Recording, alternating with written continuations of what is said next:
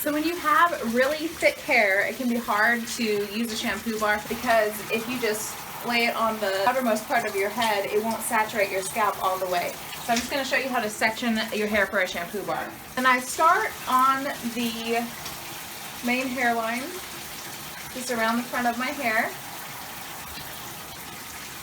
And then I'm going to go ahead and set my bar down and part my hair right in the front, right here.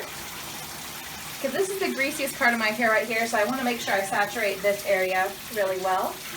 And I'm just going to kind of rub my bar along this part line. And then part it again at the top. And run it over the line. And I'm just going to part it a few more places. It just depends on how thick your hair is to how many parts you do. Then I'm just going to run it around the rest of my hairline, around my ears. Now I'm just going to lather. And I like a really foamy shampoo bar. My unscented shampoo bar from Hairstay Cosmetics is what I'm using right now. And it foams really well. And once I can feel with my fingers that all the oil is taken care of, everything's really well saturated on my scalp, I didn't miss any spots, I'm going to go ahead and rinse. And then I'm going to take 2 tablespoons of apple cider vinegar that I previously put in a container and go ahead and fill it up with warm shower water.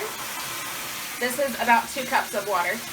Now I'm going to just concentrate on my scalp and squish it into the rest of my hair as it runs down.